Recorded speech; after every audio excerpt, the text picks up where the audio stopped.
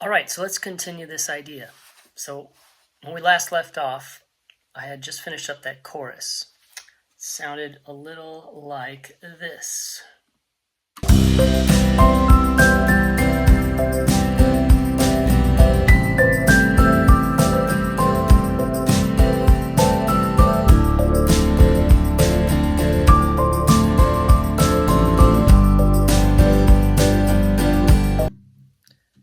Okay, so what I think makes sense coming right out of a chorus like this is to bring it down a little bit. The chorus is really where your energy is, right? So it's where a lot of the intensity, the levels go up. So you want to bring it back down again for that contrast. Otherwise, it's just too much all the time, and it gets a little much on the listener's ears. So to do that, I'll show you what I've done. Okay, so back to the project. We started with the intro right here, and then we went into our first verse, which was all of this. And then we ended the last video with the chorus. Okay. So, what's next? Well, one thing I like to do when I come out of the chorus is to usually bring it down, as I mentioned before, right? So you can right away see that I've eliminated any drums, and I've also backed off the piano. So what that does is it gives a little space for the Rhodes, which is just going to be some chords. You can kind of see the chordal progressions there. And the guitar to strum. And I'm letting the bass, I'm taking the bass upper register, and I'm kind of mimicking, I don't know if you can see the pattern there, but I'm kind of mimicking the pattern, or at least the chord progressions that I was doing in the Rhodes in the very beginning. So it's kind of a nice little homage to that. And what that does is all that space allows me to bring it down so that I can then bring it up again. And I do that by having a nice little piano run and a little complexity in the piano that wasn't in the beginning. And then right back into the chorus, but this time I'm adding in another element, and that is this slide guitar here. It sounds like...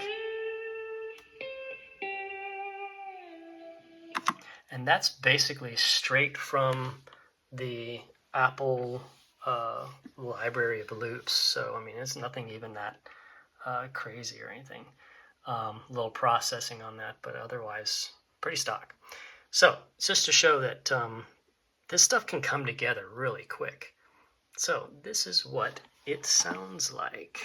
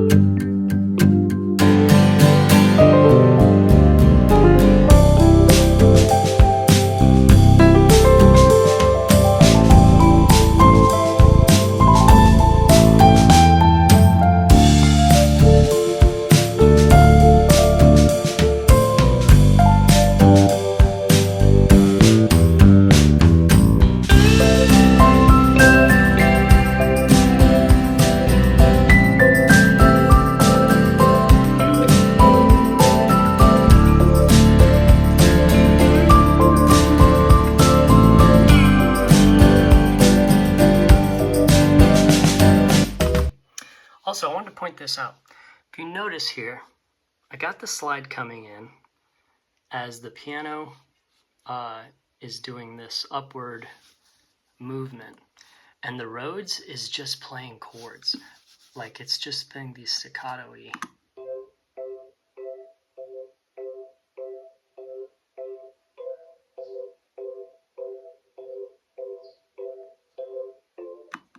Right? So it's just keeping almost like time, a tempo.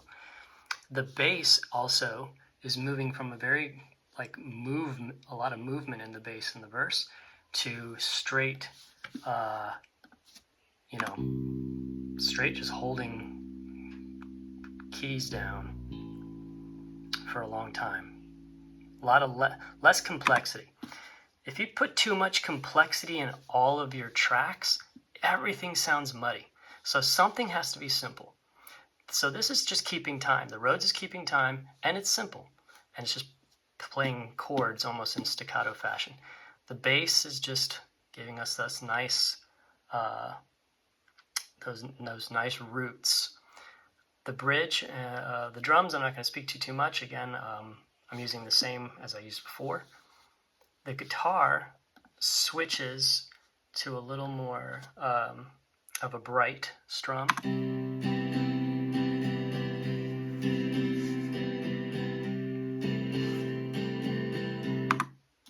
And then the piano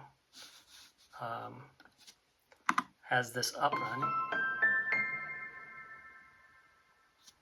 But if you notice that the piano and this new slide guitar element, they play at the same time here, but then I don't put any here because I want this down run on the piano to shine through a little bit. So once it's shined through, then I'll put a little in, right? And then since this is not getting so busy, I add more in here. But if you just put everything way too busy, it just gets really muddy. And so it's just something I learned over the years. You gotta let your arranging needs to allow for space so that the instruments can each play and shine through. So let's just listen to that thing all the way through.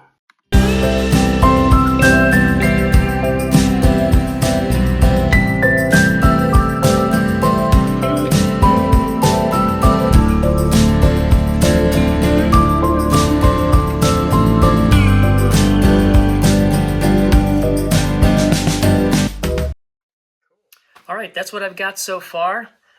Join me in my third installment where I'm going to finish off this little song. Honestly, altogether, this has taken basically no time. That first video with the 5 minutes, the longest it took was to do all the edits on the video. It can come together pretty quick when you're having fun. All right, we'll see you in the next one. Take care. Have a good night.